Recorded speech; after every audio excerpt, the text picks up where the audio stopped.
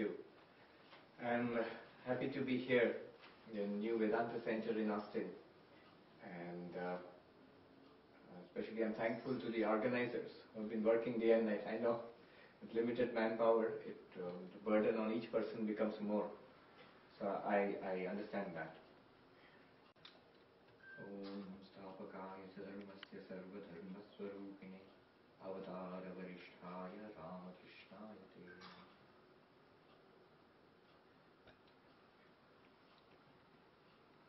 Of all the subjects that I had chosen for lectures in this trip in the United States, the most difficult subject was this one, defining God. But it's also my favorite.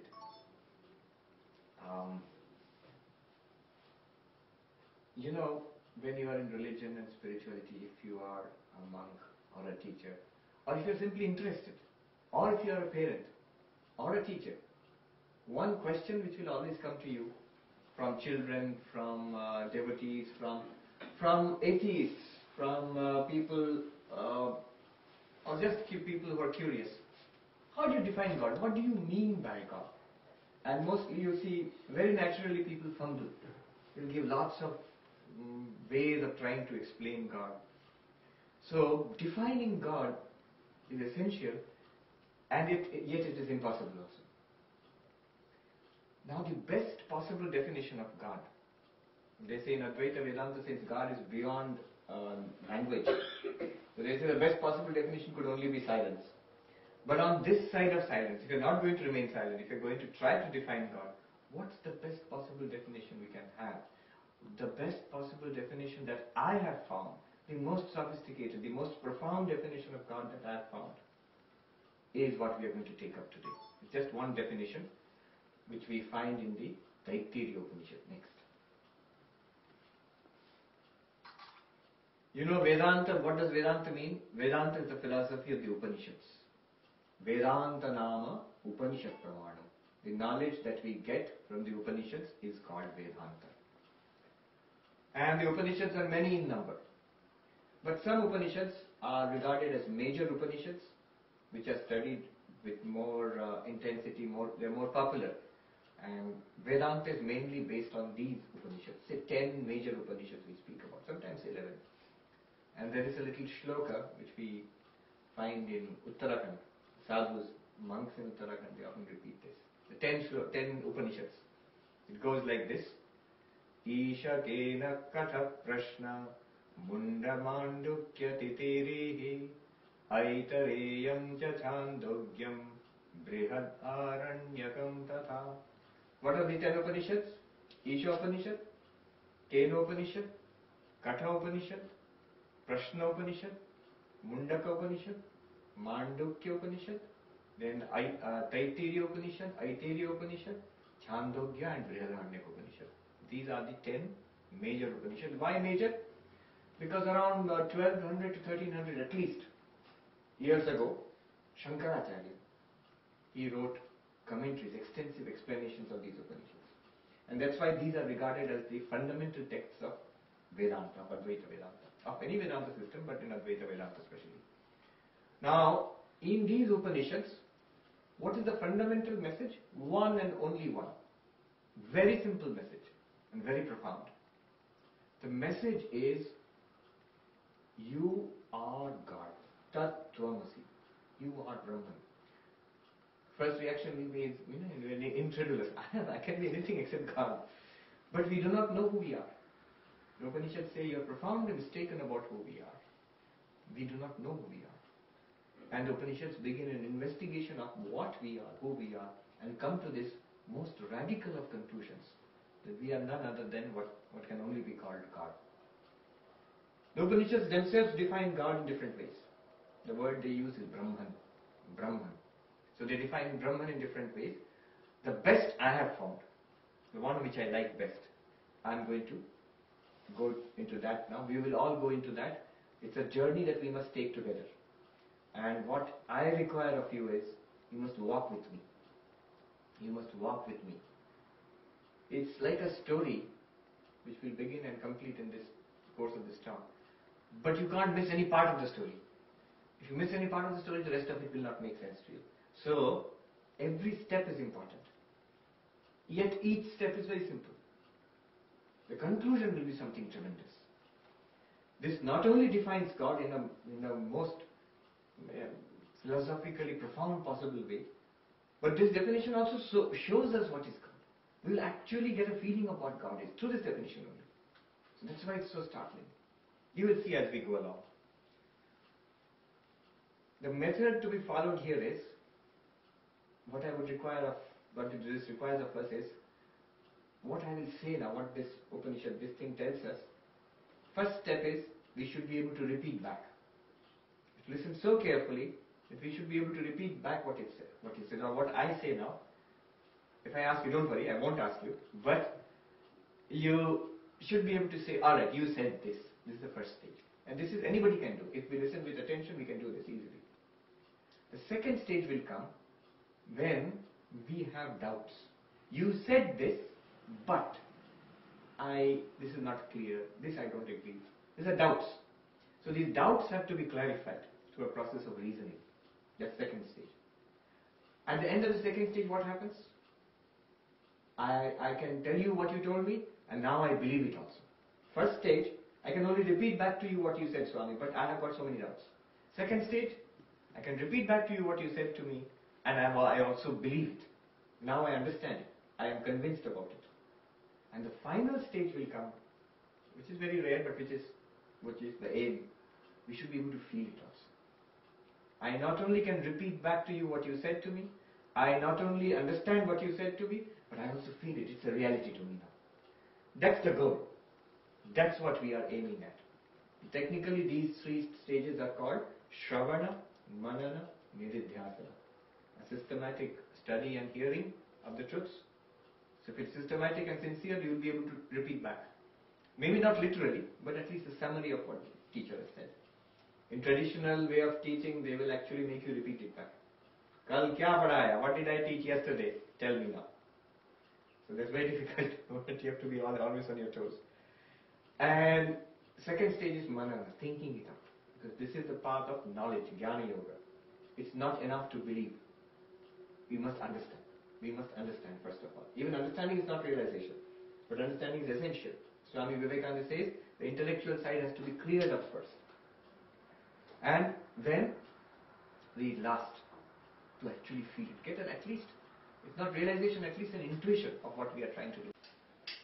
We are trying to define God here, that is the subject.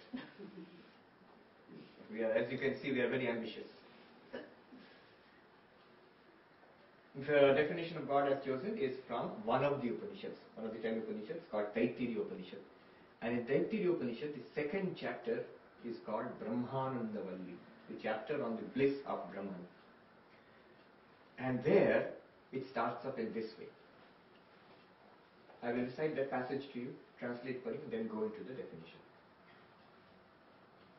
That part is a very profound part of the Upanishad. It says, the first sentence itself covers the whole of Vedanta. It says, Brahma vidapnoti param. The knower of Brahman attains the ultimate. Brahmavid apnoti param. The knower of Brahman attains the ultimate. Now, any intelligent student will have three questions here. The knower of Brahman attains the ultimate. Fine. What is this precious Brahman you are talking about? I am interested. I want to know Brahman. I will get the ultimate. But first of all, knower of Brahman is just a word to me. What is Brahman? That's where the definition will come in. And we will concentrate only on that one today. The second question will be, knower of Brahman. So how do I know this Brahman? That's the second question. Third question will be, knower of Brahman attains the highest, ultimate. What do you mean by ultimate? If you're a teacher and you tell the students, do this job and do this work, I'll give you a prize. Any intelligent student will ask you, sir or ma'am, what is the prize? First we want to know what the prize is. What do you mean by ultimate? And these three questions are answered in the next few sentences of this paragraph. What is Brahman? How to realize Brahman? And what do you mean by attaining the ultimate? That means if I realize Brahman, what do I get? All three are answered. I'll recite the passage to you and translate. So Brahma Vedapnoti Param. Whole of Vedanta is here. The rest of it is an explanation of this line. Tadeshabhyukta Satyam Jnanam Anantam Brahma Yo Veda Nihitam Guhayam Paramebhyoman Soshnute Sarvan Kaman Saha Brahmana Vipashtiteti. In this connection, there is a quotation to be given. Tadeshabhyukta, that's the translation. What is the answer to these questions? First question, what is Brahman? Brahman is infinity, existence, consciousness, or infinite reality and knowledge. Satyam Jnanam Anantam Brahma. Beautiful definition. This little sentence is what we are going to talk about the rest of the evening today. Satyam, we can call it truth, you can call it reality. I have chosen to translate as reality. Most books translate as truth. I have chosen to translate as reality, you will see why. Satyam, Jnanam, knowledge. But it's not just knowledge, any conscious experience, feelings, thoughts, ideas, all of that, knowledge. Anantam, infinity, is Brahman. What is Brahman? The Sanskrit word for God. So God is reality, knowledge, infinity. This is the definition. And this is what we shall explore in the rest of the evening today. But the other two questions are also answered here. Second question was, how do I know this Brahman? And the answer is, Yo Veda Nihitam Guhayam Paramebhyoman. How do you know Brahman? In a very brief, profound way the answer is given. This Brahman should be known in the cave of the heart. What do you mean by cave of the heart? The aorta or what? Not that. It means, Shankaracharya explains, Buddhi Guhayam, in my understanding. This Brahman has to be known in my understanding as what? As I am Brahman. Not as this is Brahman or that is Brahman or that is Brahman. Realization of Brahman means I have to realize as myself. I am Brahman. I am not this little body and mind which I call Sarvapriyananda. I am this reality, knowledge, infinity. This is what is meant by realizing Brahman. Answer to the second question. If you say it's not very clear, obviously it's not very clear, it's still very compressed. You have to open it up, and that's open. The rest of the Upanishad does that. It opens up all these things, goes into details. And the last question was? What is the ultimate? What is the ultimate?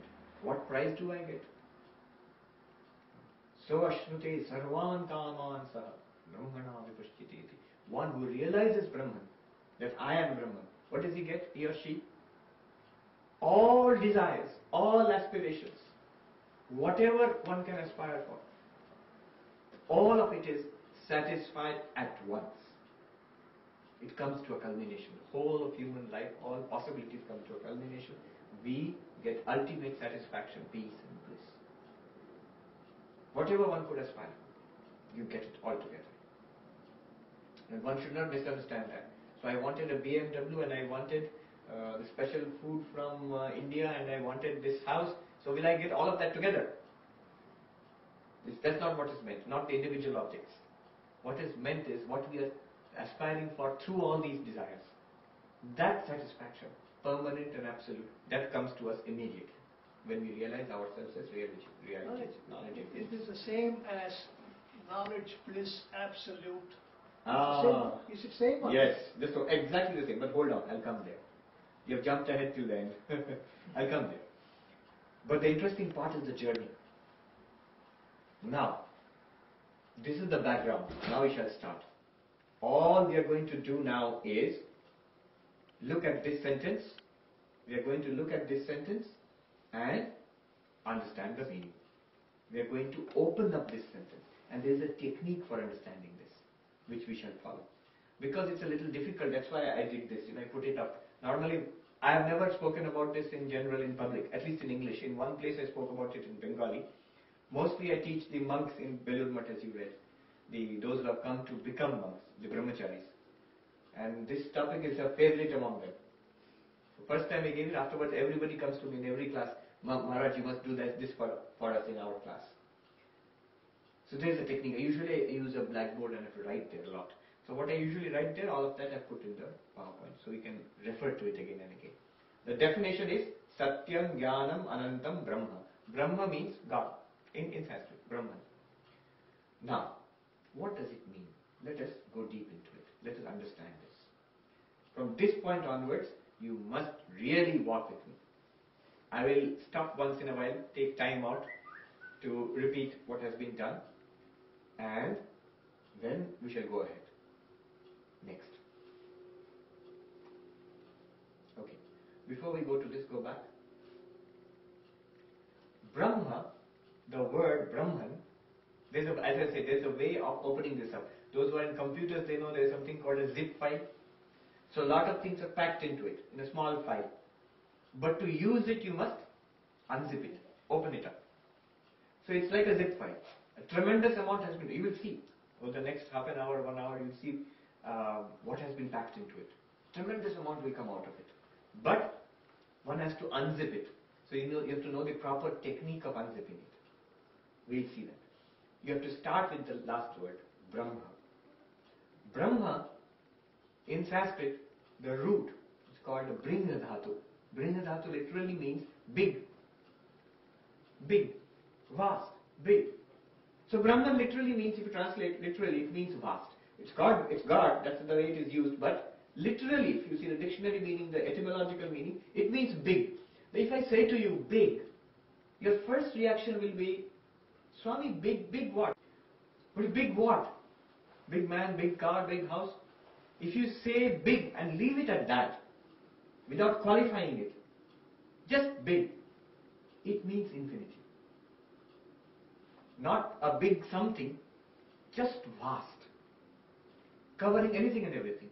Therefore, Brahman, you see the word from there next to it, Anantam, infinite. Do you see the connection? You must see the connection right now. Brahman literally means the vast. From there, the step to Anantam is very easy. Brahman literally means Anantam, infinite. Bringa Dhatu, vastness, bigness. Another way of putting it is infinity. So Brahman, God is infinity. But what is infinity in Vedanta? What do you mean by infinity? There are mathematical infinities which we have read about. But what is infinity in Vedanta? That itself, you'll see that little word Anantam has so much in it. Next. Okay. What does Anantam mean in Sanskrit? Anantam means na antam. Anantam, like Advaitam. Na Advaitam, Advaitam. Na antam, Anantam. Antam means limit. Anta. In most Indian languages, anta means limit. Anta means limit. Anantam, no limit.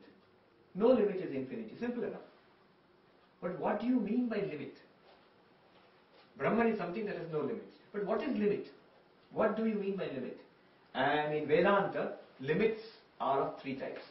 Desha, Kala, Vastu. Paricheda means cutting. You know, the word I've used, Paricheda. Paricheda means limiting. Desha, Kala, Vastu, Paricheda. Desha Paricheda, limit in space. Kala Paricheda, limit in time. And Vastu Paricheda, objective limit that I will explain. That's a very peculiar concept. These are limits. First we must understand what these limits are.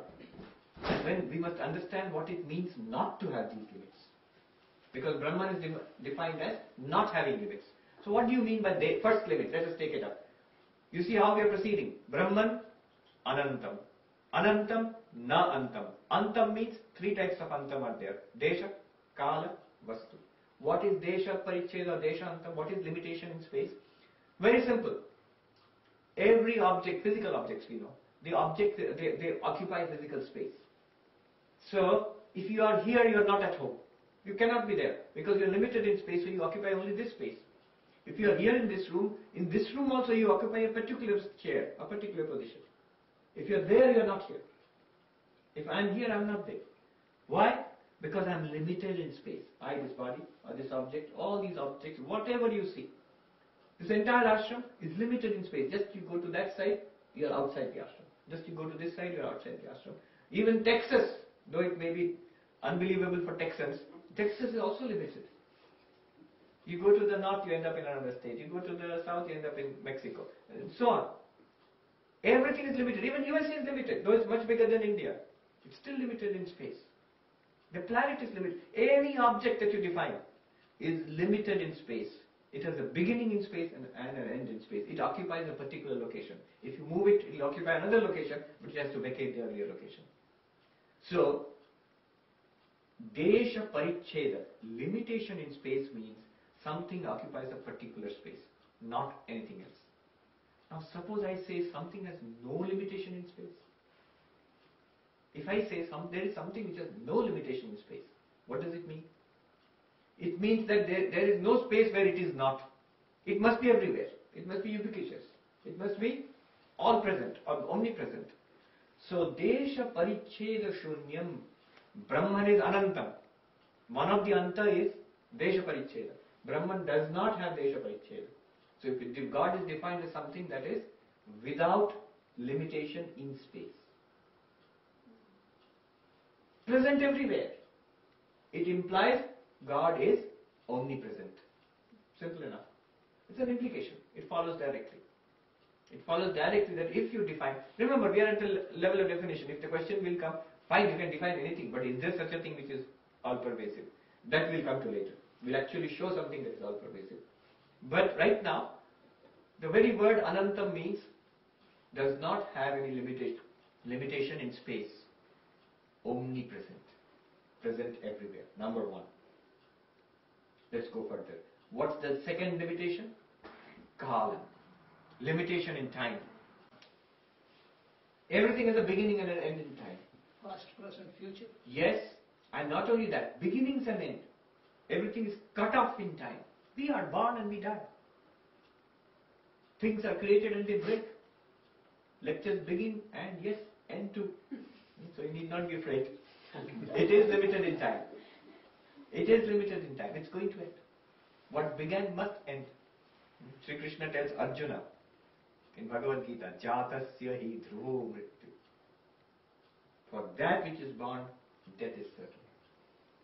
We all know this. But somehow it requires Krishna to drive it home to us. We turn our faces away from it, the truth. What begins must end. You don't want to fight. You are saying you don't want to kill Bhishma and Drona and all. Well, whether you kill them or not, they are going to die anyway. So are you, so am I. Jatasya hi dhruvo mrityu. Limitation in time. So one Swami used to joke. There is a grave in the cemetery, you see. Born 1910. Passed away 2000. So, born at this time, there is a little dash, a hyphen will be given, 2000. So the Swami used to say, what is life after all? It's a dash from the womb to the tomb.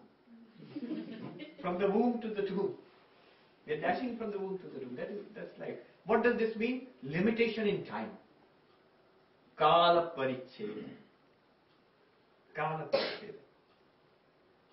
It's common sense, but we don't think about it. Everything is anityam. It is a beginning and an end. It's not eternal. If something does not have this limitation in time, what does it mean? There was never a time when it was not. There will never be a time when it will not be. There is no beginning to it, there is no end to it. And we are defining Brahman as Anantam, na Antam. Therefore, Kala Anta, the limitation in time, does not apply to Brahman.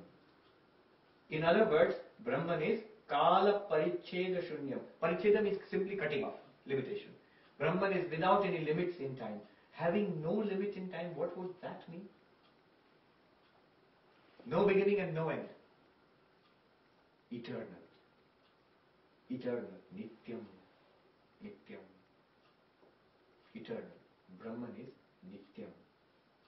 Next, there is one more limitation. This is little strange. Americans would say weird. This is a little weird, and you have to listen carefully what it means. But it's also incredible. Vastu Paricheda. What does Vastu Paricheda mean? Vastu means an object. Any object. This is a Vastu. This is a Vastu. These are all Vastus. Vastu Paricheda means, this idea is very interesting. If something is a particular thing, it's not any other thing. This means that. If it's an asana, it cannot be a mobile. If it's a mobile, it cannot be a human being. When you define something as a particular object, it means it excludes all other objects. If this is Swami Sarvapriyananda, it cannot be anything else. Vastu Paricheda means when you define an object as a particular object, it becomes limited to that and that alone. It's not other things. A dog is not a cat. And human being is not a non-human being, literally. A is not B. So in that sense, Vastu Paricheda means, this is a very subtle concept. When you define an object as a particular object, it excludes all other objects. It is that only. That chair is a chair only. And it is that chair only, not anything else. Very simple concept, but also very profound. Everything has Vastu Paricheda. Literally, by definition. A Vastu has Vastu Paricheda. An object will have object limitation. Now if you say something has no object limitation, no Vastu Paricheda, Vastu Paricheda Shunyam, devoid of limitation as object, what would it be? I want an answer from you. If it's a limitation object, it means it is that object itself and nothing else. If it has no limitation as an object, then it means there is no object that is apart from it. Exactly. There is no object that is apart from it. It has a limitation as an object. Therefore, every other object is apart from it. So, law of identity in logic, A is A, and therefore A is all not A is excluded from A. But if that does not apply, there is something to which it does not apply, then that thing would not be different from anything in this universe. Or no thing in this universe would be apart from it or different from it. You see, this very idea, it negates difference. Vastu Paricheda Shunyam, lack of Vastu Anta, limitation as Vastu, means there is no object in the universe which is different from Brahman. There is nothing in the universe which is apart from Brahman. Apart from Brahman, there is no second object. Second means Dvaitam. Apart from Brahman, there is no Dvaitam. Na Dvaitam, Advaitam. Brahman is Advaitam, non-dual. Literally see the word non-dual. Non-dual means there is no second thing apart from Brahman. Non-dual. Let me give a small example how this is possible. Just a tiny example. You're sitting on these metal chairs, maybe a dozen chairs. If I ask you how many are there? Chairs, dozen. They are all different from each other. That's why you can count them discretely. 1, 2, 3, 4, 5, 6, 7, 8. Now if I say they are all made of metal or stainless steel. From the point of view of stainless steel, how many things are there? One. None of the chairs exist apart from the stainless steel which makes up those chairs. Apart from the stainless steel, there is no second thing. From the point of view of those chairs, stainless steel is Advaitam. From the point of view of the chair, there are 12 chairs. From the point of view of the stainless steel, which is the substance out of the chairs are made, the reality out of which the chairs are constituted, there is no second thing, there is no chair apart from that steel. If you try to remove the steel from the chair will disappear. It's the steel itself molded into a particular form which we call a chair. In the same way, the claim is, there is something in this universe which is the reality of everything, apart from which nothing else exists. So that is the meaning of Vastu Paricheda Shunyam. It's a strange concept, but also it's a tremendous concept actually. If you remove that conception, that you remove that limitation, then you have something which is not apart from anything in the universe. Everything in the universe must be that only. It cannot be in any sense apart from that. Okay. Now just see. We are unpacking this sentence. I was just saying it's like a zip file. If you unpack, you will get lots of things. We have unpacked only one word, Anantam. And see what we have got here. Brahman is Anantam. God is infinite. What have we got here? I am revising. So God is infinite means no limits. What are limits? Limit in space, limit in time, limit in object. Desha, Kala, Vastu, Paricheda. If you remove those limits, then Brahman becomes all-pervasive. Brahman becomes eternal, Nityam, and Brahman becomes non-dual, Advaitam, not apart from anything, or rather nothing is apart from Brahman. And this is just one word. Okay, let's go deeper. Next. Now, remember the definition. Satyam Jnanam Anantam Brahma. Brahma is Anantam. We have seen what Anantam is. Desha Kala Vastu Paricheda Shunyam. Therefore Brahman becomes Sarvavyapi, all pervasive. Brahman becomes Nityam. Brahman becomes Advaitam. Now, our question will be, all this is fine, Swami, but this is just playing with words. This is playing with words. Such an all-pervasive, eternal, non-dual reality, is it there or not? You're just creating something out of definition. Is it there or not? Is it a tangible reality? And the tremendous answer they gave is yes. And we can show it to you now. We can show it to you just now. You're going to see that. Remember the 3 stages. You have to repeat back to me what I said. You don't actually have to, but you should know that you should be able to repeat back to me what I'm saying. Number 1. Second stage, understand what I say. Third stage, try to feel it. If you do feel it, finish. No need to come to Vedanta Society anymore. You're an enlightened soul. But that's rare. It's difficult. It's difficult. But anyway, these are the 3 stages. Let's see. Anantam. Now that Anantam we have to apply, 2 more words are left. Satyam Jnanam. Let's see what Satyam is. Take a very common sense approach to Satyam. Satyam means what? In any language, our Bengali, Hindi, what Satyam means? Truth, real. Whatever is real, whatever is truthful, what is Shattam. If I ask you, or if you are Vedanta students, if I ask you, you will give me all sorts of strange answers. If I ask a little child or an ordinary person, what is Satyam here? You say, why? You are Satyam, this room is Satyam, pictures are Satyam, fan, light, everything is Satyam. These objects are Satyam, chair, table, everything is Satyam. It's there. It's not imagination, it's there. Alright, let's see. Chair, table, man, woman, earth, all this is Satyam. This is what normally common sense tells us. These are all Satyam and everything else is Satyam. Now what's the problem? The problem is Anantam. Apply Anantam, bring them together now, Satyam and Anantam. Chair is Satyam, we say. Bring Anantam in. Desha Kala Vastu Paricheda Shunyam. Is chair Desha Paricheda Shunyam? No. Chair is very much limited. Is it Kala Paricheda Shunyam? No. It has a beginning and an end. Is it Vastu Paricheda Shunyam? No. It's different from everything else. It's even different from you who are sitting on the chair. It's even different from all other chairs. So it has limitation. It has limitation in space, it has limitation in time, it has limitation in Vastu, an object. It is not infinite. Very obviously it is a finite entity. And yet, the Upanishad says, Satyam Anantam. Puts them together. Brahman is something that is Anantam, and yet it is a real thing. It is reality. But the real things which we find around us, all of them are limited. They are not Anantam. None of them are Anantam. Just see anything, think of anything in this universe. They have limitation in time, space and object.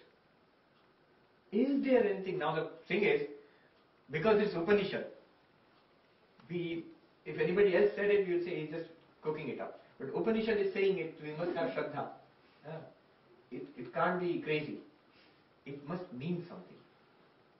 So we investigate deeper. Is there anything which we can call Satyam and at the same time is Anantam, which would satisfy the Anantam requirement?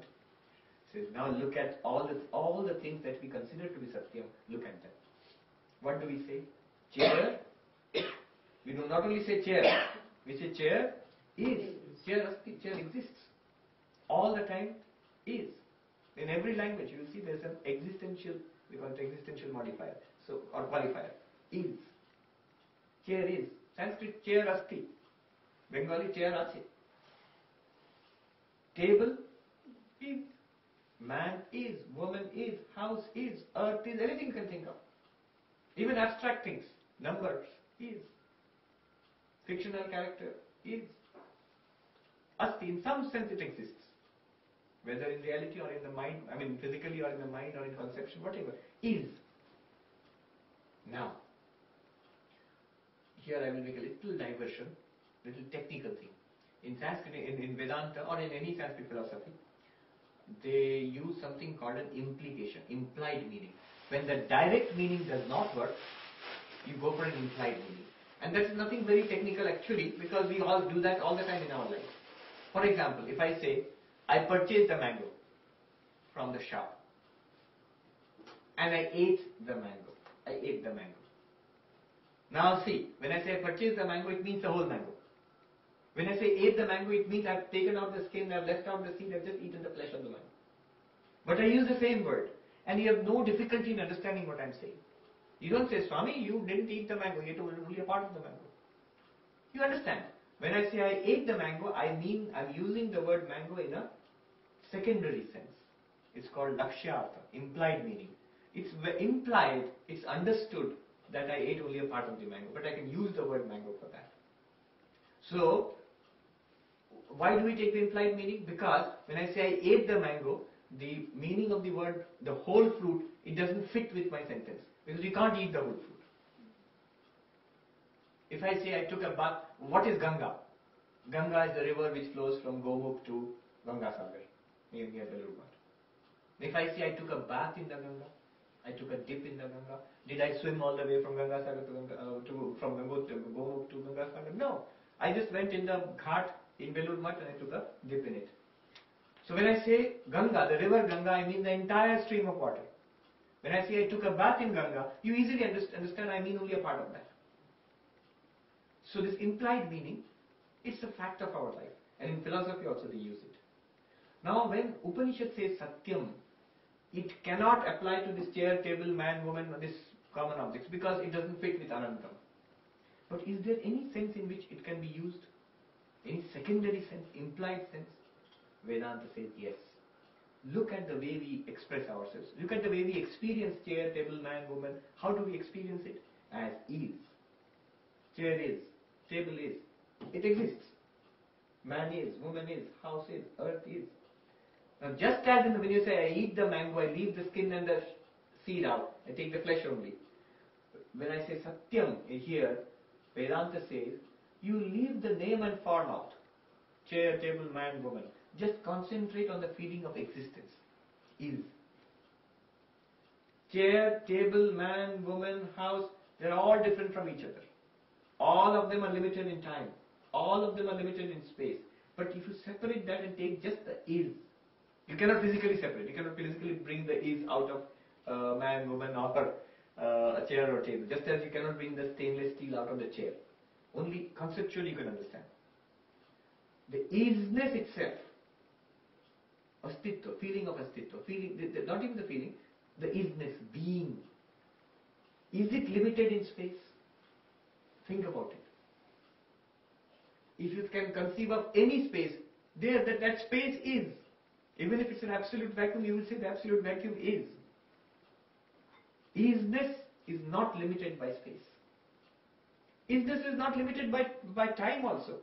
This chair before creation it was wood. Wood is.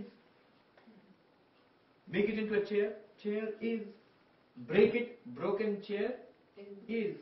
The isness continues. Wood turned into chair, chair turned into broken chair. The isness continues. It is not limited in time. Kala paricheda is not there. It's not limited in time. That isness, the very being of the universe and ourselves, that continues. And finally, most incredibly, vastu paricheda. See, chair is not table, table is not man, man is not woman, woman is not house, house is not earth. But the isness is common to all of them. Isness has no vastu paricheda. Think about it, it's very subtle. What is vastu paricheda? If it has no vastu paricheda, there is no second object apart from it.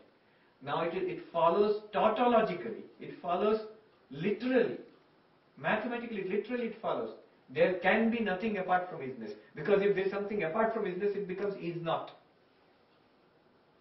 If there is something apart from isness, apart from existence, if it's there, it is a non-existence. Literally. It cannot exist without existence. So existence is something that has no vastu parichaya. It may seem to be an abstract quantity, but Vedanta, what it does is, it reverses our way of thinking. See, we think the common way of thinking is there is water in waves. Isn't it more logical to think that the wave appears as a water? Waves are there in the Ganga or in the ocean. So we think there is water in those waves. Now isn't it more logical to think that water is appearing in the waves? Instead of thinking the chair has existence, table has existence, man has existence, woman has existence, Advaita says, think of existence appearing as chair, name and form. Existence appearing as man, woman, planet. Existence itself manifests with name and form. Immediate question would be, what is existence in itself? You can never think about it. If you, yeah. So when wood becomes a chair and then chair becomes a broken chair, in that existence is there, but it is getting an object name, wood becoming a chair. So an object form and a name. But that contradicts, right? That it becomes an object. It does not become. That's a very interesting thing about it. Water, when it becomes a wave, if you actually ask the water, why did you become a wave? Water will say, I'm water. I've never become a wave. And this example, if you go a little further, the example they use in Advaita is the rope appearing as a snake. It appears to as a snake. If you ask the rope, why did you become a snake? The rope will say, I never become a snake. I am a rope. It's your mistake. You are seeing me as a snake. Advaita Vedanta says, because of a certain power called Maya, this pure existence appears to us as a world of name and form. What we can never deny is existence. We can deny the name and form. See, in everybody's experience, when we go into deep sleep, this waking world disappears for us. Even the dreams stop. There's a period every night we go into deep sleep.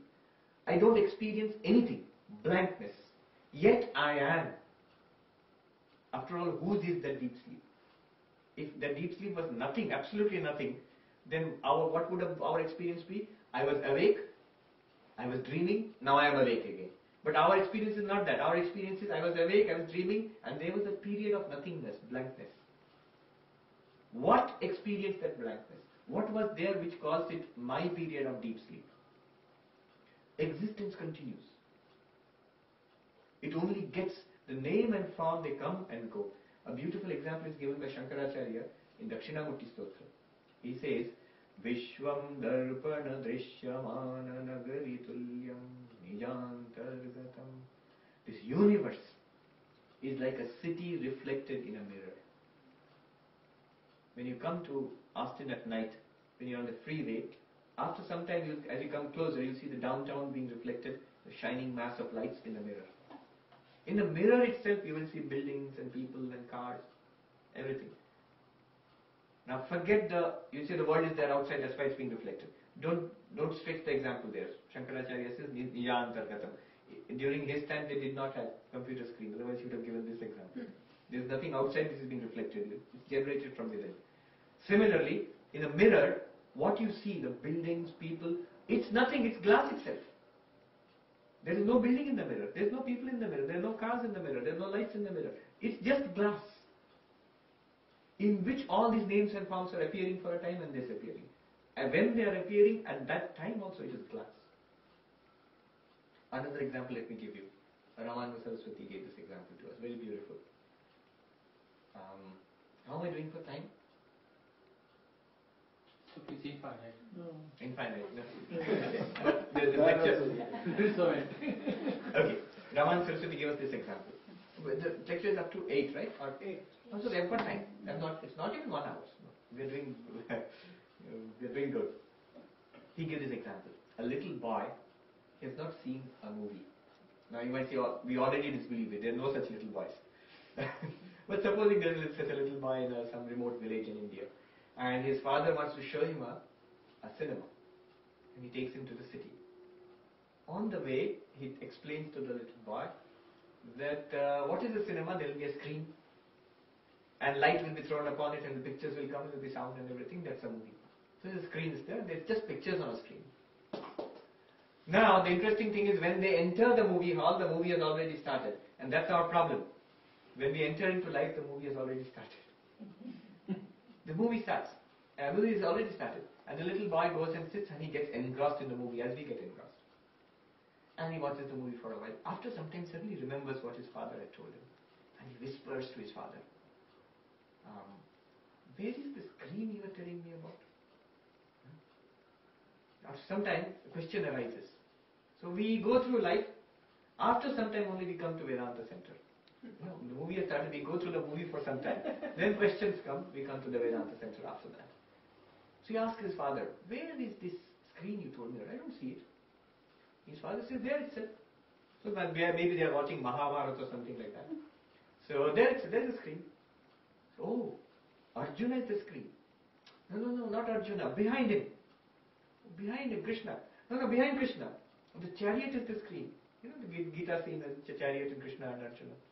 No, behind the chariot. Oh, the battlefield, that is what is called the screen. No, behind all of that. The sky. No, you remove all of that. That is the screen. Remove all of that. So nothing. Screen means nothing. Shunyam. There is no screen. No, not Shunyam. All of that together is the screen. Oh, the screen means battlefield, sky, Arjuna, Krishna. How will the father point out the screen? Because wherever he points, there is a picture. If I say, this is Brahman, you will say the photo is Brahman.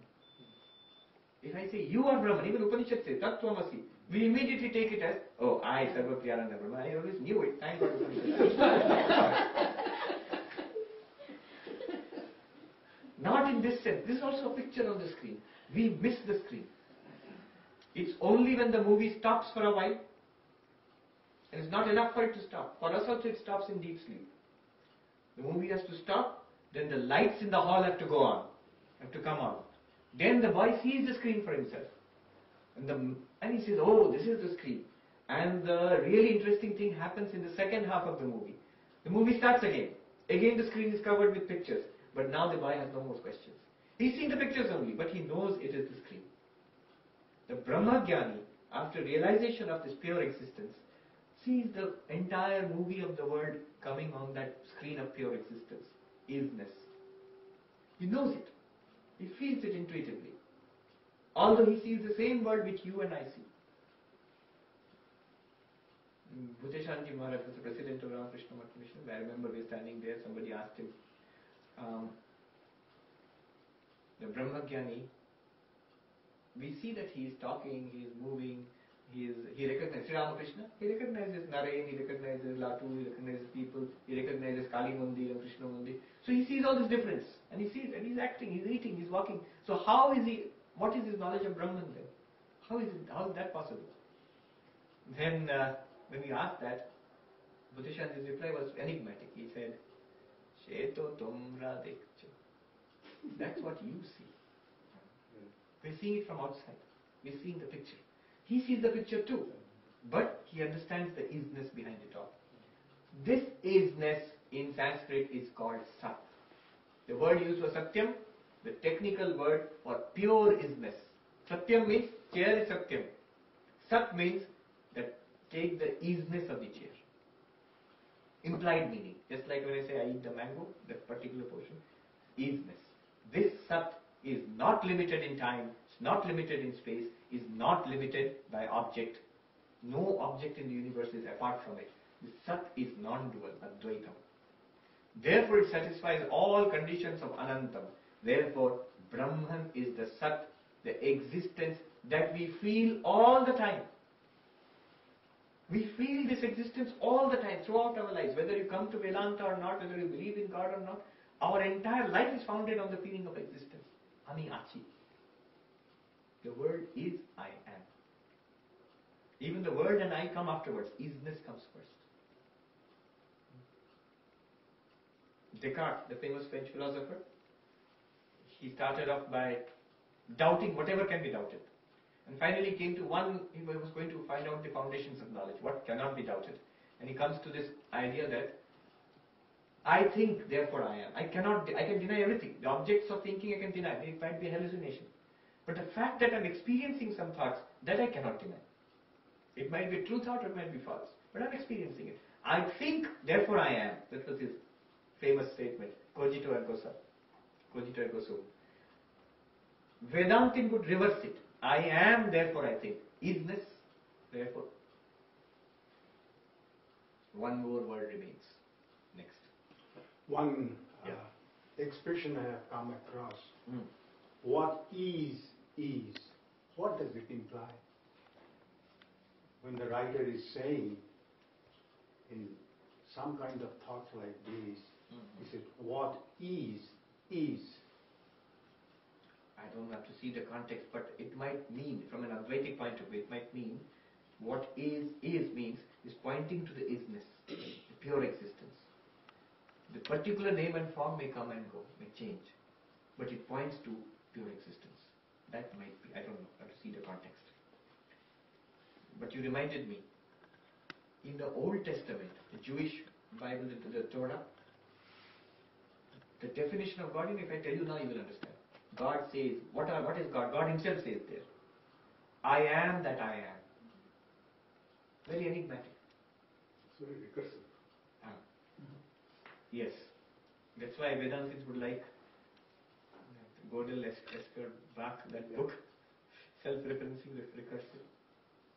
I am that I am. Nothing more can be said about that. But it's a kind of isness, astitva, sat. Next. One more word remains, jnanam. Yes. You give that illustration, chair, table, you consider them as individual objects. They are limited as object. But if you apply the first condition, Brahman fills everywhere, all pervading. So if you apply that condition, he is also pervading in the chair, table, everywhere. Exactly, that's what I'm saying. Now this Brahman pervading everything, what we're trying to get to here is, what is this pervading? If I ask, where is it? Here they are actually pointing you to something that is all pervading. You see, if I say Brahman, if someone asks you, where is Brahman? It is all pervading. How do you know? Do you see? No. What they are telling you is, consider everything that you see. There is something all pervading, that is existence. That is Brahman, because it satisfies those conditions, Ananta. So they are pointing something out to you. In fact, after this, you cannot not experience Brahman. How do I experience Brahman? How do I experience God? After this, you cannot not experience God. Every experience is based first. Swami Vivekananda, now you can understand. Swami Vivekananda says that it is that existence first, then it is good, it is colored by good or bad. It is that existence first, then you say it is a chair or it is something else. You first know that as existence, and then you say it is a chair or a table. In his Jnana Yoga lectures, in one place he says, this is the background. Now one more exercise has to be gone through, the last part of it, Jnanam. Remember the definition? Satyam, Jnanam, Anantam, Brahma. We have understood what is Anantam, we have understood what is Satyam, now Jnanam. Jnanam, what does Jnanam mean? Any kind of conscious experience we have. Just now what you are having is Jnanam. You see something Jnanam, you hear something Jnanam, you touch or smell something Jnanam, you think of something Jnanam, you feel something Jnanam, you understand something Jnanam, and don't understand something, that's also Jnanam. That's Jnanam in the sense I don't understand. Any conscious experience is Jnanam. And what does the Upanishad say? Jnanam Brahma. This stream of conscious experiences you are having is Brahman. Really. I see something, I hear something. Is that Brahman? Apply Anantam. You will see, no, it cannot be. Suppose I see a bell. We are seeing a bell. This is Jnanam. Bell Jnanam. Is this Brahman? Because Upanishad says Jnanam Brahma. But if you apply Anantam, you will find no, it's not. There is a limitation in space.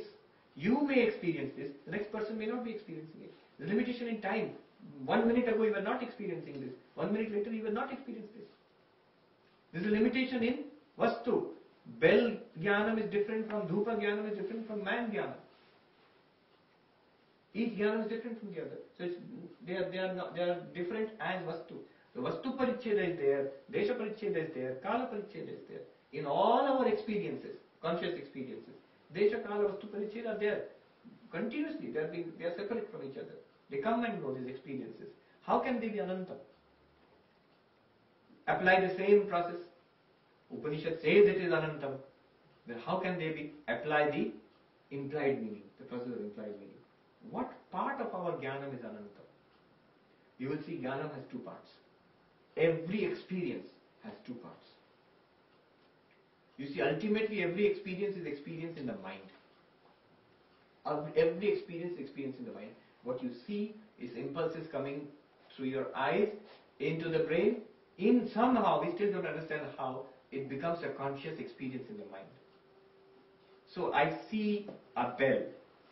Basically, according to Vedanta, what is happening is the mind, a bell rupa vritti. Vritti means modification. The mind undergoes a modification in the form of a bell. Not that a real bell is there, but an image of a bell is created in the mind with the help of eyes, brain, whatnot. That vritti is illumined by awareness, consciousness. And we get the feeling, I see a bell. I'm talking to you. The sound is going to your ears and creating a vritti in the mind. Shabda vritti. And that is illumined by consciousness. And you say, I hear sound. I'm listening to a speech. So, jnanam is vritti plus chaitanya. Chaitanya is consciousness. Any jnanam, there will be a vritti, this chaitanya. So, chair consciousness would mean chair vritti in the mind plus chaitanya. Body consciousness would mean body vritti in the mind plus chaitanya. Our thoughts, 2 plus 2 is 4. Just think about it now. What happened? The mind went into a vritti called 2 plus 2 is equal to 4. And that was illumined by consciousness. It's like the light in this room. Whatever happens in this room is being illumined by it. What is happening here are like the vrittis in the mind. The light is like consciousness. Now you can easily apply that technique. What is common to all of them? Chaitanya, consciousness. What is different? Chair vritti is different from table vritti is different from body vritti. Each thought is different from the other because the vrittis are different. But the consciousness behind each thought, behind each experience is the same consciousness. Chaitanyam is common to all knowledge. As far as knowledge goes, Chaitanyam has no desha paricheda, no kala paricheda, no vastu paricheda. Vastu means any kind of knowledge has to be illumined by consciousness. Consciousness is one and unbroken. By consciousness here I mean pure consciousness. Here I can take it up in question and answer if anybody asks, because as far as neuroscience is concerned, psychology is concerned today, they do not talk about pure consciousness. Consciousness always is, in philosophy, what is called intentional consciousness, or here they will call it vritti chaitanyam. But as the word in Sanskrit itself shows, there are two parts, chaitanyam and vritti. This is something that as yet modern science or neuroscience will not accept, pure consciousness. Why will it not accept? Because, you see, the subtle problem is, consciousness by itself cannot be experienced. Just like pure existence by itself cannot be experienced. Pure existence with some form is experienced.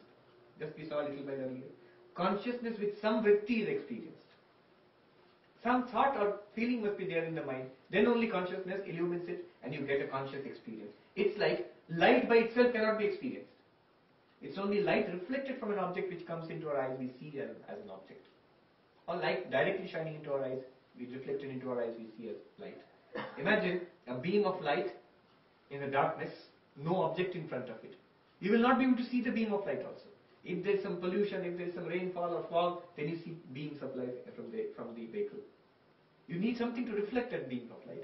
If the reflecting medium is not there, light will still be there, but you will not be able to see the beam. Similarly, for consciousness, you need something to be aware of. Then you get a conscious experience, jnanam. You need a vritti, then only chaitanyam is there. In deep sleep, what happens is, chaitanyam is there, according to Vedanta. That's very counterintuitive. We think deep sleep means unconscious state. But according to Vedanta, deep sleep means only consciousness. No object of consciousness is there. It's like a room which is completely empty. Light is still shining, but there's nothing, it's not showing anything. So all our experiences are limitations of mind. Limitations of mind imposed upon consciousness. Mind undergoes various limitations. And that is limiting consciousness and we get an experience. So light reflected on different things is what we get experience of sight. That means our vritti in the mind plus consciousness. If it's a darshana vritti, we say I see. If it's a shravana vritti, I hear. Or it might even be thinking, I think, I am sad, I am happy. The sadness vritti, sukha vritti, dukkha vritti are coming in the mind. I am conscious of it and I say, I am sad, I am happy. Even the I feeling is a thought in the mind which is illumined by consciousness. And I say, I.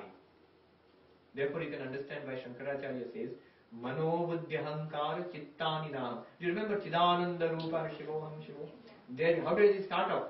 Mano buddhyahankara chittani naham. I am not the mind. That means I am not the vrittis. Buddhi, I am not the intellect also. See, we are using the intellect for all this, but we are not the intellect. And he says, Aham, Mano buddhi ahankar. Even the I thought I am not. Look at the paradoxical language. I am not the I thought.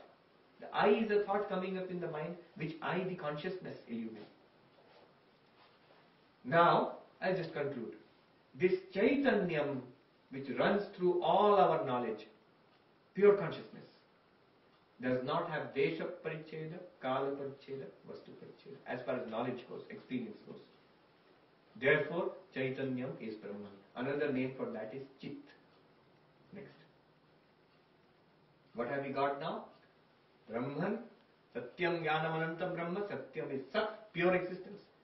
Chaitanyam is Chit, pure consciousness. Anantam is infinity. Brahman is existence, pure consciousness, infinite existence, consciousness. So now you can understand Swami Vivekananda's beautiful definition. You said Satchidananda. Swami Vivekananda says, it is, Brahman is existence absolute, knowledge absolute, bliss absolute. Not that Brahman exists, it is existence itself. Now you can easily understand what Swamiji meant. Not that it knows, it is knowledge itself. Not that Brahman is happy, it is happiness itself. Now you say, what about happiness? We have not come to that. That's the third lecture. We'll reserve it for the after tomorrow. The whole lecture in itself. You said consciousness is limitless. Yes. But the knowledge is not. No. But you are saying the knowledge is What he means knowledge here is pure. Absolute knowledge is consciousness. Pure consciousness. Yes. Okay. Not that Brahman knows, it's Not not knowledge, visibility. it is consciousness. Just Not pure about consciousness. Pure consciousness, yes. Yes. Not that Brahman knows, it is knowledge itself. Knowledge itself means consciousness. Pure consciousness. We are just using words with words don't fit exactly. The word they use is Sat and Chit. You say normally we say Satchidananda, where is Ananda? I can just put it in through scripture here, but analysis we will do day after tomorrow. Anantam, in Chandogya Upanishad it's said,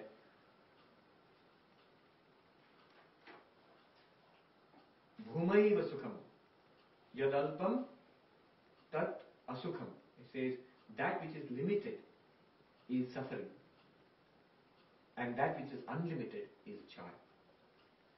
Nalpe Sukham Asti, those are the words. Nalpe Sukham Asti, Bhumaiva Sukham. Na alpe Sukham Asti. There is no permanent satisfaction in the limited. No matter how great or how nice. We tend to exceed it all the time. We tend to overflow. Bhumaiva Sukham. Bhuma means infinite. The infinite alone is happiness. So I am using that scriptural thing to say that Anantam or Bhuma, Anantam is happiness. So you can say Satchidananda. But if you want arguments for that, how this is happiness, we will see the next lecture. Okay. Wrapping up. Defining God. Many definitions are possible. This is the most philosophical, very fine definition found in the Taittiriya Upanishad. Satyam, Jnanam, Anantam, Brahma. I am summarizing. In a very few sentences I will summarize the whole thing. Brahman means vast. Without any qualification, vast means infinite, Anantam. So Brahman is equal to Anantam. Anantam means na Antam. Antam is of three types. Desha Paricheda, Vastu Paricheda, Kala Paricheda. And Brahman does not have Desha Paricheda, which means it is omnipresent, Sarvavyapi. Brahman does not have Kala Paricheda, which means it is Nityam, eternal. Brahman does not have Vastu Paricheda, which means it is Advaitam, non-dual. There is nothing apart from Brahman. Now the question arises, where is this very abstract Brahman? It is not abstract. You are experiencing it, a very senior monk told me once. He said, Vishwarup, you are missing it 1,000 times every second. God experience. You are missing it 1,000 times every second. We are missing it. All the time it is in front of us, glaring. We are missing it. That is Maya. So, Vastu Paricheda, these are not there. What is the abstract, what is the concrete proof that such a thing is there? Look at our experience. Advaita says, look at our experience. We experience everything as is, astitva. That pure is, if you can abstract it, that pure isness, which is always experienced with the help of some name and form. Not as it is, but with some object. That pure existence is Brahman, is Satyam. In other words, it is Sat, pure existence. Jnanam, all our conscious experiences are simply vrittis in the mind being illumined by consciousness. That unchanging, unflickering consciousness. We'll deal with this thing tomorrow. Tomorrow's talk, who am I? It will be about based on consciousness alone. That pure consciousness is Brahman. So the pure consciousness which we experience all the time, which is the ground of all our experiences, pure Sat, which is the ground of everything in the world which we experience. Pure existence and pure consciousness, they are not attributes, they are not two different things, they are one and the same. And one final word, this pure existence, this pure consciousness is what you are, what we are. On that we superimpose a mind and a body and I say, I am this, you are that. But that pure existence, pure consciousness is one and unbroken among all of us. Why only human beings? All living beings? Why only living beings? All non-living things also. You say, why do these things may have existence, but do they have consciousness? Yes, they do. They only don't have a mind to express their consciousness. Remember, conscious experience means vritti plus consciousness. Only consciousness, no vritti, there won't be any experience. So they do not experience like us, because there is no mind here. No vritti. Maybe they have pure consciousness. No, they have a form. We are also pure. Vritti is missing. Vritti is missing. So we are also pure consciousness. Even when the movie is there, the screen is intact. The screen is not affected by the movie. You switch on the movie, switch off the movie. Screen is just a screen. But without the screen, no movie is possible. Without you as pure consciousness and existence, the universe is not possible. Perceiving of the universe is not. No, it cannot exist also. The existence of the universe is you. The experience of the universe is you. Neither experience nor even the very existence of the universe is possible without you. It is first your existence, and then the universe comes upon it. So I have a question on this. Okay, I'm done. Brahman, definition, existence, consciousness, infinity is Brahman. Satyam, Jnanam, Anantam. This is the definition. Okay, first this question, we'll go there. So you said that in probably in the deep sleep, so there is no limitation on space, no limitation on time, no limitation on our own existence, right? And how long does it last? I don't know. So there is no time-bound attribute to it. About the no. deep sleep. There is no limitation of time, space, and all these things. It's not there. Only for consciousness, not for deep sleep. Deep sleep is a state which comes and goes. Right. Okay. So suppose, for example, somebody passes away. Yeah. And then what happens? So is the person has moved on from a physical system, or what do you call is the physical system is okay. Somehow it's kind of imposing some constraints that these constraints have been removed. True. And so this kind of actually manifests itself as a pure consciousness back again? Or is it something that we construct as an adult?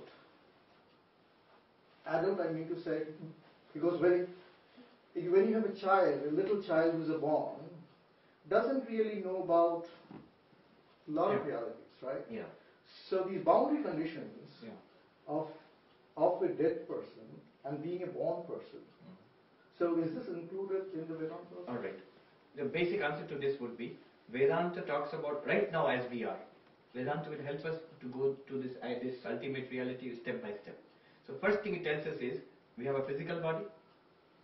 It's called a sthula sharira, gross body. It's made of matter, physical. And we have a subtle body, sukshma sharira.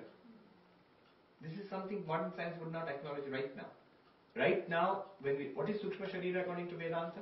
Thoughts, feelings, emotions, memory, even the vitality which is called prana. So prana, mana, buddhi, chitta, these are all the Sukshma Sharira, subtle body. If you want to give a simple name, mind to it. Now modern science would say mind is an epiphenomenon. It is generated by the processes in this body and in the brain.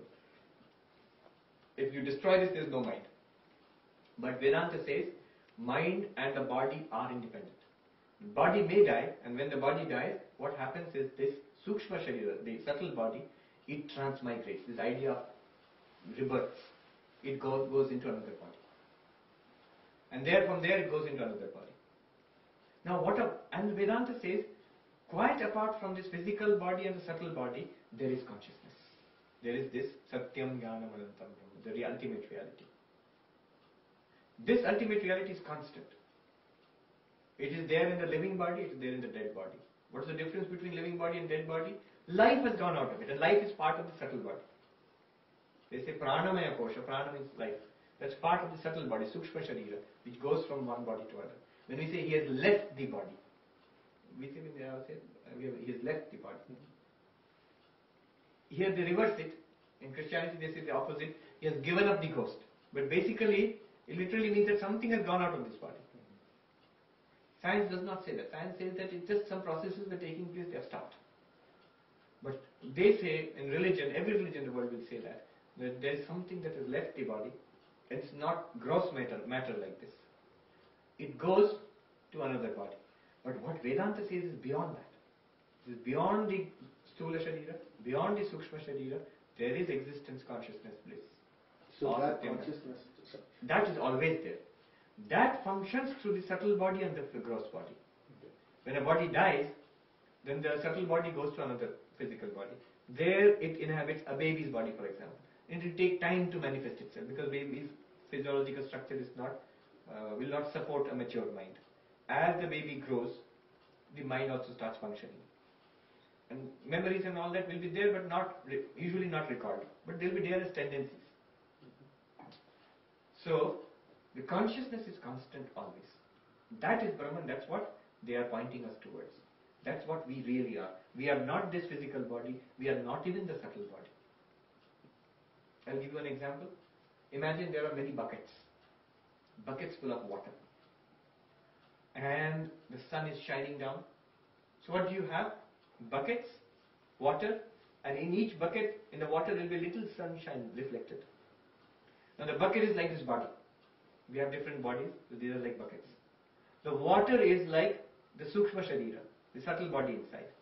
And the reflected tiny sun is like the consciousness which we are feeling right now. It's a limited consciousness. What Vedanta is saying that there is a real sun which is shining through. Now don't extend that argument much further because the sun and the bucket and water are different entities.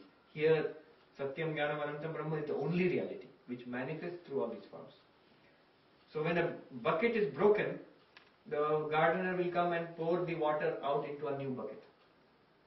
So the body is broken. The mind continues in a new body. And the little sun shining there will say that I am now this, if it recalls at all. Buckets are different from each other. The water also may be different. Some place the water may be shining and clear, somewhere it might be muddy, somewhere it might be milk, somewhere it might be wine. Different colors may be there. So the subtle bodies are different. If people ask this question, if they are all one consciousness, pure consciousness, why is somebody good, why is somebody bad? Good and bad depends on the subtle body, Sukshma Sharira. Healthy and sick depends on the Sthula Sharira.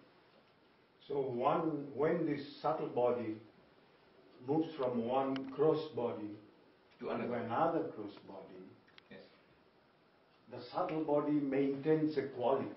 Yes, maintains What its properties. quality does it maintain, of the past body Yes. or the current body? Not only past body or current body, it maintains its own qualities, which it imposes upon the new body.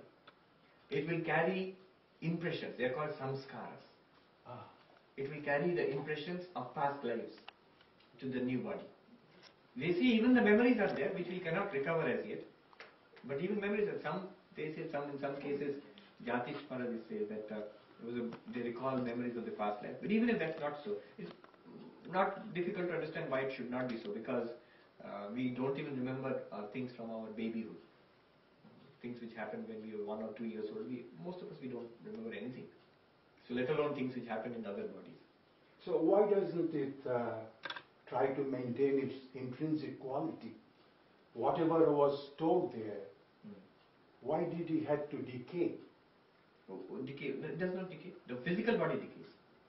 Even the fine body, if he comes out of the impressions of the past life, then No, the impressions of the past life are contained in the subtle body. We come with those impressions, just like your mind has memories of the past years, tendencies. See, we all have tendencies. As we have lived our life, so many tendencies have come into us. And where are these tendencies? Not in the physical body, in the subtle body. And when we go into another body, it will be carried over to the next body. That's why the same family children are different. There are different subtle bodies coming into the same family, same environment. And Vedanta would say it's carried over. When you say hereditary, what does it mean? Hereditary, it means the physical body is transmitted from the parents. So there will be some similarities with the parents. But the tendencies could be common. No, tendencies, a great deal of them would come from the person who is coming to that body. That's why your children are not exact copies of you. They will have certain tendencies because for that reason they are born into the same family. So these are all explanations. You see, Advaita Vedanta would say that it's like a dream. Why is the lion chasing me? The answer to that is, there's no lion and there's no you being chased. It's a dream. Wake up, please. You are in bed sleeping. You can't wake up. You say, no, I see the lion. Then they'll give you some answer because you were lost in the forest. There's a lion in the forest. It's chasing you. Climb a tree and wait till the sun rises. If you can wake up, fine. Problem is solved for you. Yeah. You said that there is one consciousness going to all of us. Yes. So why can't I read someone else's buddhi? I'll give that to you as an example, as a home task. No, really. This is the immediate question that will come. If it's one consciousness, this consciousness knows my mind, and same consciousness knows everybody's mind. So why can't I know your mind? Where is the mistake in this question? And it's a serious question because I remember this Malaysian Airlines aircraft was shot down flying over Russia, Ukraine, from Netherlands was flying to Malaysia. Now, one boy wrote to me from Netherlands. He says, I watched one of your talks on YouTube and you say we are one consciousness. Now, my best friend, she was on this flight and she died. Can I know her last thoughts? That's so tragic. He seriously meant it. The answer in Vedanta is unfortunately no. You cannot. You see why? Who knows the thoughts of my mind? The sun reflected in the bucket as the little sun which is illumining the waters, that thinks. Knowing something in the mind is a thought also. I try to remember something. I remember my name. My name is Swami Sarvapriyananda. Where is this taking place? Is it in consciousness or in the mind? In the mind. In the mind. Consciousness just illumines the vritti in this mind. I am Sarvapriyananda. Suppose I can't remember my name. I become so sick I can't remember anything. I'll lose my memory. Is consciousness the same or not? Absolutely the same. It just illumines a failing mind.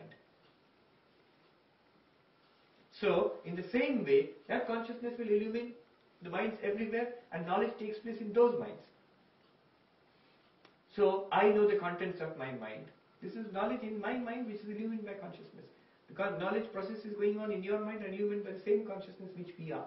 See, why this question arises, it shows how difficult it is to dissociate ourselves from the mind. We say, I am consciousness apart from the mind. Then we ask this question, why do I not know the contents of other people's minds? It's just like saying, why don't I feel what is going on in their bodies?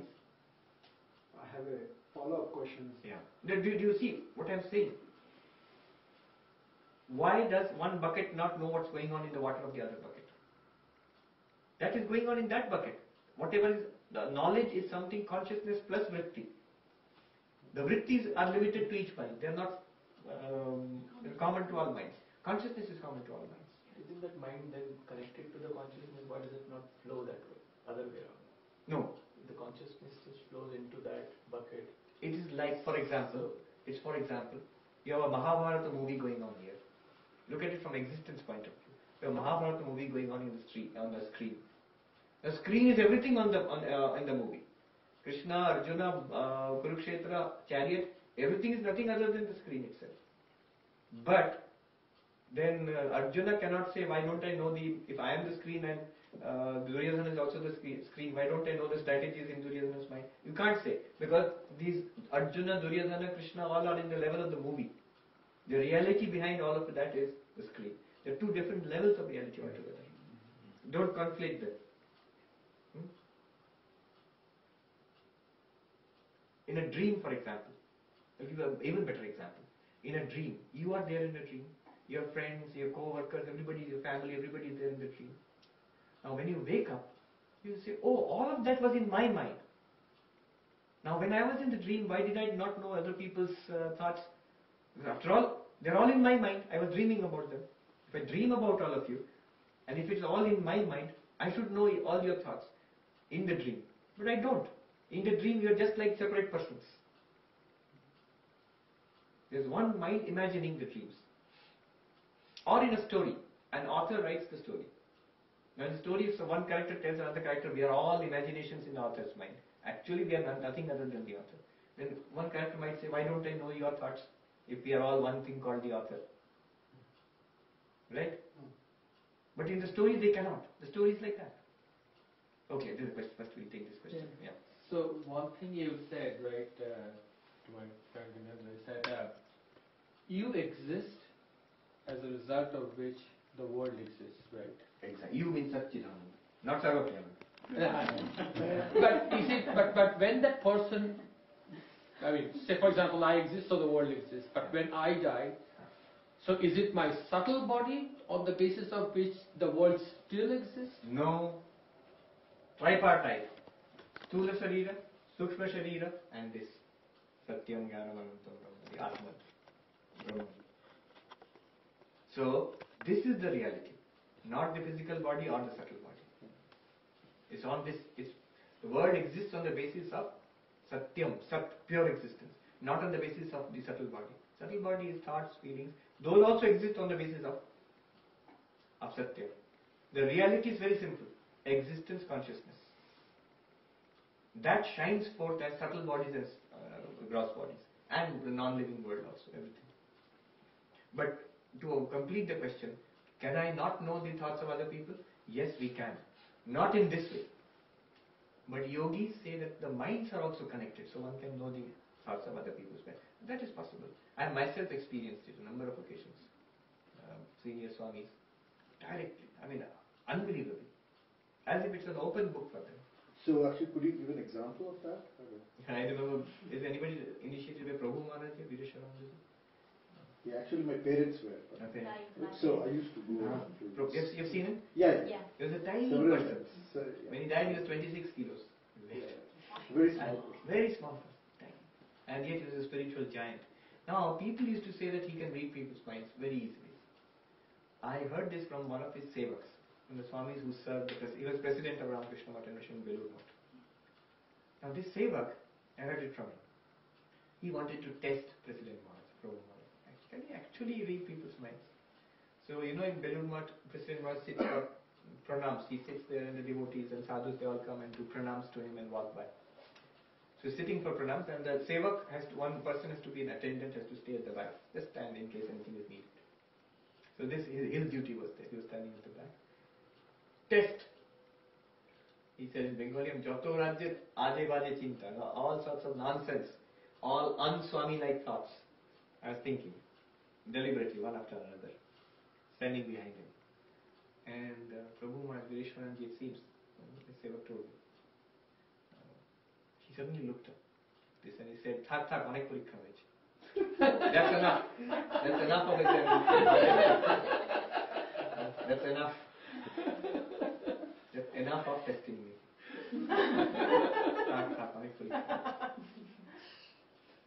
I remember so many ways. Yeah. Not discounting any of this, but in my, I come here or I read or I listen to my Swami's talk. What is the is it necessary to understand all that if my desire or my goal or aim is just to experience Thakur and his presence? No, it's not. Remember, there are different paths to God realization. This is only a particular path. This is called Jnana Yoga, Advaita Vedanta, path of knowledge. You see, Hari Maharaj, Swami Turiyanandaji, there, he's sitting there, Yes. just near the door. Yes. He was a great Vedantin. I read very recently, he's telling another young monk, when Swami Vivekananda says I, he identifies himself with the universal wisdom. Satyam Jnanam Anantam Brahma. That's why he can say things like, I am that ocean whose waves are Krishna's and Christ's. I am the ocean whose waves are Krishna's and Christ's. Did he mean Narendranath Datta, Swami Vivekananda? No. He means the existence, the ocean of existence, consciousness, bliss. The whole universe manifests from that. I am that ocean whose waves are Krishna's and Christ's. Then Hari Maharaj says, first he says in Bengali, he says that Swamiji বলতে পারতেন আমাদের আসে না ওটা, তাই আমরা বলি তুমি. Swami Vivekananda could say that it doesn't come easily to us. That's why we say thou, we don't say I. We say thou Lord. This Satyam Jnanam Anantam Brahma. Remember, definition is Satyam Jnanam Anantam Brahma. That only is extended as I am that. But first Brahma means God. So literally God is that. So Vivekananda could do that. Say, I am that. He can erase his own limited individuality, know himself as the ocean which is the background, the screen which is the background of the movie. Otherwise, the other attitude is what Hari Maharaj says. It doesn't come naturally to us. We say thou Lord. To Satyam Jnanam Anantam Brahma. We cannot merge ourselves in that. We say Bhagavan. Best attitude is Hanuman. Yeah. When he was asked, Lord Rama asked him, what do you think of me? We'll conclude with this. He said yes. So Lord Rama asked him, what do you think of me? And Hanuman replied, Deha buddhya dasoham, Jiva buddhya twadamshaka, Atma buddhya tvamevaham iti me nishtitavati. Now see, this gross body, subtle body and pure consciousness. As this body, Hanuman, I am thy servant. There is a sense in which I am Hanuman. This is the most common sense thing. I am Hanuman, I am thy servant, you are my Lord. You are Bhagavan, I am thy dasa. As subtle body, Jiva buddhya. As subtle body, the body which is now in the Hanuman, the subtle body which has come in and now is Hanuman. Again after death will go somewhere else or was in some other body earlier. As that, I am thy part. You are the whole, I am thy part. You are like the sun, I am a ray of yours. You are like the fire, I am like a spark. And as pure consciousness, Satyam Jnanam Anantam Brahma, Atma Buddhya. See, Brahman is equal to Atman. Atma Buddhya, as pure consciousness, as pure existence. Tvameva, you and I are the same. Not equal, exactly the same. Iti me nishtitavati. This is my conviction. Not this one is right and that one is correct. No. This is right and that's wrong. No. All three are right from the different perspectives. And see, the first perspective, Deha Buddhya Dasoham, that's the Dvaita Vedanta. Second perspective is Vishishta Dvaita Vedanta. And the last one is Advaita Vedanta. All are right. And therefore a jnani, he can act as a bhakta when he's... When this Swami Jagadananda Maharaj was there, disciple of Holy Mother. He was regarded as a Brahmagyani in his lifetime. One day in Dehradun Ashram, he used to pick flowers in the old days, he used to pick flowers for the temple. Now one young brahmachari did not understand this. You are a great Vedantin and Satyam Jnanam Anantam Brahma. Apni ekhona phul tulchen Thakur Garan Chandra. You are picking flowers for the worship. It's a ritualistic worship. He thought it's a much lower grade worship and this is something very high and abstract. Phul tulchen, you're picking flowers. Then the old Swami, he says, I heard it from a person who has heard it from the person who saw it. He gave a very sweet smile and he said, Tumi bolo ami ki korbo? Tell me then what should I do? You see, as a body, what will you do? I realize my identity with the divine. Okay, fine, again this body appears. Now what will I do? With this body, what do I do? I am the servant of the divine. One of the great monks in Uttarakhand, he told me, and first time I met him, I did pronounce to him, he was sitting in the corner of the room wearing a coping. Without asking any questions, he told me the whole of spiritual life in 3 sentences. He said, Swarup to apne jagah theek hai. Swarup means Satyam Jnanam Anantam Brahma. This is perfect. You are perfect as it is. Next. Ab is sharir man ka kya karna? Then what do you do with this body and mind which is still there? Third. ईश्वर का है, ईश्वर को अर्पण कर दो. देखो अहंकार न हो. This is a creation of God by Maya power. You sacrifice it unto God. You give it unto God. God's work. Be a devotee of God. Work for God. And third, last point, he said, ahankar na ho. Ahankar means I am this. The moment I say I am this, then all problems, limitations of this come into me. I am not this. Swami Sarvapriyananda, Shashi Maharaj.